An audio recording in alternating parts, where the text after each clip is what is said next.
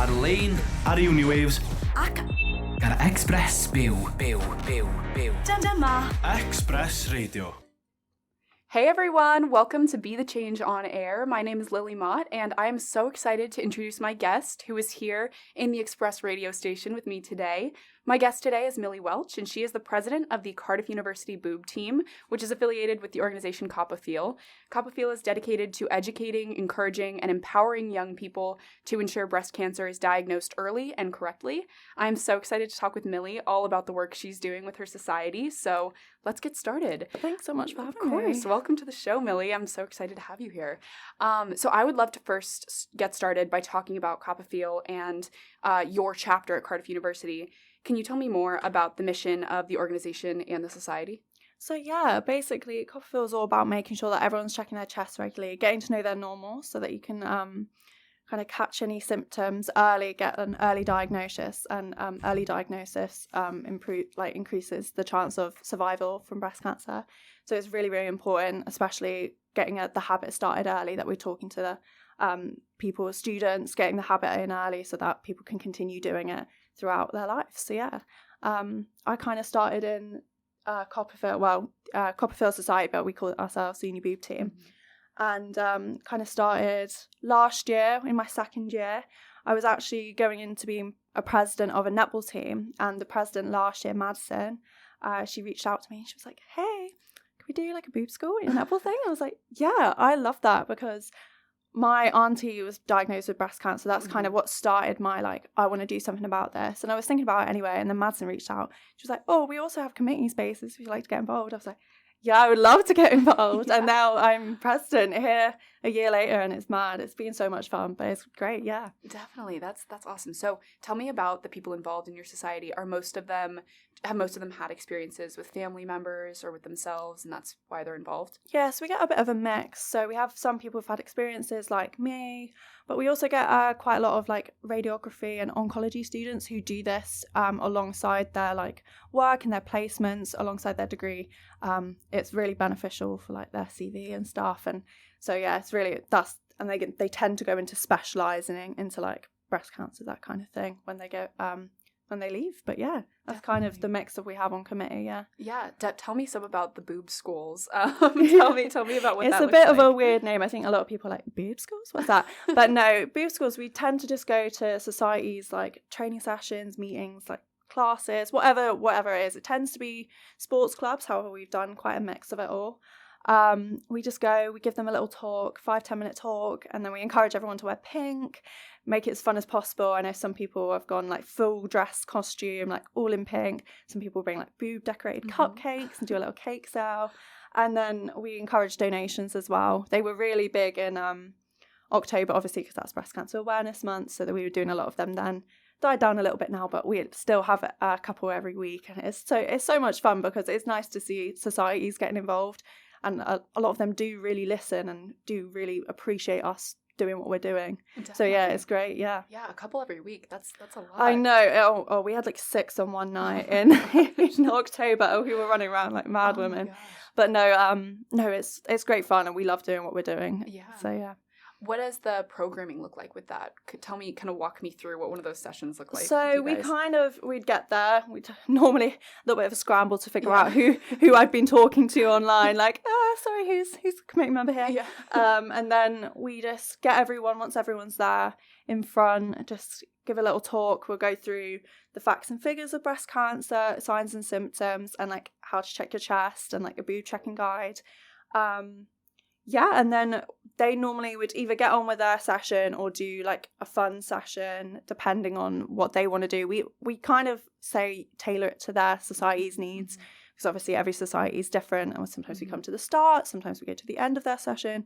It's completely up to the society, but we just go in, pop ourselves in, make ourselves known, and then we're like, you do what you got to do. That's kind of how it works. Yeah, that's awesome. So tell me about some of the most memorable sessions that you've had so far. Oh, we've had some. Yeah, we've had some great ones. There was one a couple of weeks ago. I think it was OPSOC Society. and they were like full out. They bought like loads of boob cupcakes. They had like, because I thought it was just going to be the netball team, but like all of the guys shows up as well. They had glasses, all dressed up. They were really good. Yeah, there's just a couple that always stand out that like seem really, really keen and always push it, which is so lovely because it means so much to us is when we're going out and doing this, and when people actually engage, we're like, oh my God, we're doing a good thing. Definitely. Yeah, no, definitely some memorable ones. Yeah. When you put the time in, I'm sure it's so nice to be received in that way. Yeah, definitely. Yeah, that's awesome. So tell me more about the other events that you guys do as far as fundraising or other bigger events as well.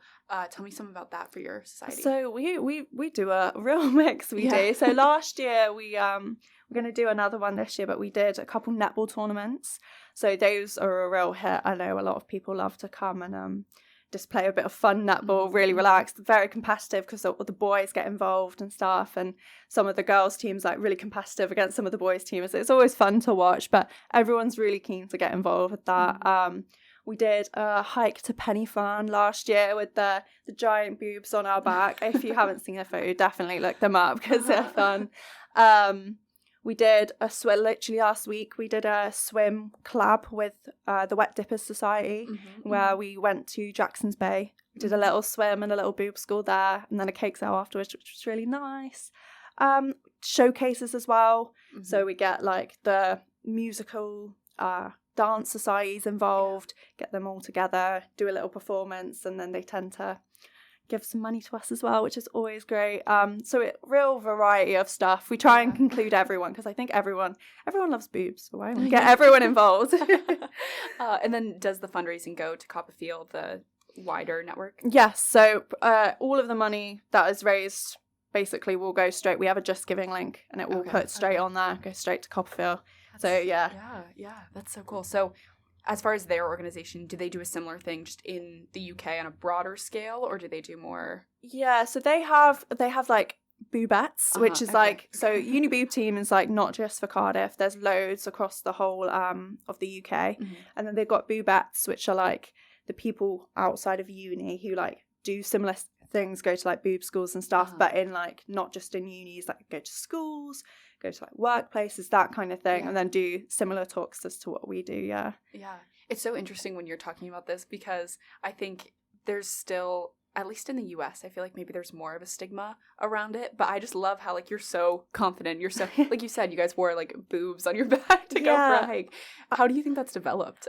Oh, it definitely developed for me. Like I remember being really shy when I first came in, and for me, like even last year, like my public speaking wasn't great, and now I can very confidently. Yeah, I'm doing this. I would not literally told me a year ago doing this. I'm like, no, but like it improved so much, and no, it's really great. I think you just gain a lot of confidence, and I think within the uni, it's a lot more accepted than it used to be. I think a lot of people used to be like the boob team, like what's that? Like it's just a funny name, but I think a lot of people respect us now and like are really keen and willing to support us because they know about us, they know what our cause is all about, and they're like, yeah, the boobs, go on.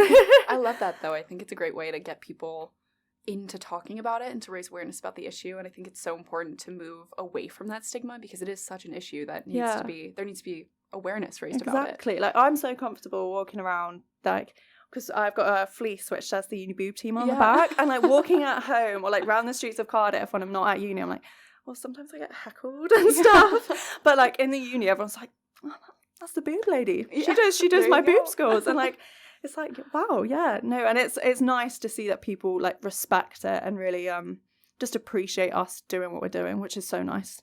Yeah, and I think it's great to be known for something that is really helping people and just such an important cause. I think that's awesome. Yeah, no, definitely. That's so cool. It's also so cool that you just started last year because I feel like you know so much and you're so animated about it. I love how passionate about it you are. It's amazing. You. Yeah. So tell me more about your own background and just kind of, you told me the story to get involved in this, but just tell me more about, were you ever interested in kind of raising awareness in this way before? Had you ever done anything like this before? I hadn't really ever done anything like this, which is like, man, I just like kind of was thrown into the world of it all, and now I feel like I'm like, I wouldn't say I'm a pro, but I'm not a novice like I was before, but like definitely it's changed a lot, builds the confidence so much, and no, it's been so nice. That's amazing. So what is next for the chapter? Do you guys have events coming up? So yeah, we have a couple events coming up. Okay. It's dying off for the rest of the time. We're easing in. We've got our boob team Christmas dinner next week, which will be so nice. And then we're going to the winter showcase. We're having a raffle there, stall and a raffle there, which will be really nice.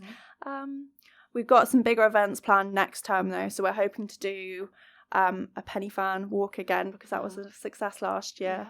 And another netball tournament, because those always go down really, really well with the sports teams. So, exciting. What are the best ways for societies to reach out if they want to have a boob school in their meetings? So I just say, just pop us a message. Just go, hey, heard about this, would really like to get involved, but don't really know how. I can, like, we've done this so many times that we're more than happy to help in whatever way your society can benefit from our talk. Like, if it means we come at the end, or we participate, or come to start, like, we're really keen on making sure it works in with your society. So just pop us a message and we'll figure something out. Even if you don't necessarily want us to come, we can give you the resources to do a social or a talk about it in your own space without us there as well. Copperfield are really great at giving us loads of resources. So yeah, I've got everything. Just reach out. Yeah, just reach out. How many societies do you think you've worked with at this point? Oh, it's quite a lot. Yeah. I'd say we worked with over 40 since the start of the year, which is amazing. Since the start of this year. Yeah. Wow. Well, it's just like the amount of boob schools. There was one week we did like 18 boob schools in a week, which is amazing. And I feel like a lot of people can get wrapped up in like the money side of it, like, oh, you've only raised that amount, or like, we still raised an amazing amount, but even just talking to that many people, like, I just think if one person from that goes, oh yeah, I remember that talk, oh, I'll check my chest, and then they find something, catch it early, save a life, like, generally at the end of the day, that's what we're all about, and that's what we're here for. That's amazing. I didn't realize that's so many societies. Yeah, it's a lot. Oh my gosh. We were busy bees in October for sure. Yeah, so. Yeah, and I feel like October is kind of your pinnacle, and then it'll die out a little bit. We were very busy, yeah. Wow, I didn't realize just how many when you said that. I was not expecting that. That's amazing. So tell me, a lot of people I think want to get involved in work like this, and they want to make a difference in their communities, but they may not know where to get started with that work. Do you have any advice for those people who may be listening? I would just say, just do it. Like, I was so shy and very insular this time last year, and I've gained so much confidence in it. It takes a bit of time, but just do your research and just do it. Like, I ran a half marathon last year with no training, in literally the same shoes I'm wearing now. They are dusty and rusty, to say the least, and honest, you can do it. So yeah, just go for it. Yeah. That's what I'd say, yeah. And I think there's so many opportunities, especially if you were in a university setting, because there are so many people that want you to join. Yeah. Just reach out to those people. Honestly, yeah. We're all very nice people, so just reach out. Definitely. And speaking of reaching out, what are the best ways for people to follow along with you and your work with the chapter? So we have our Instagram. We post most things on there. So if you follow our Instagram at UBT Cardiff, that's a great way to keep up with what UBT Cardiff are doing.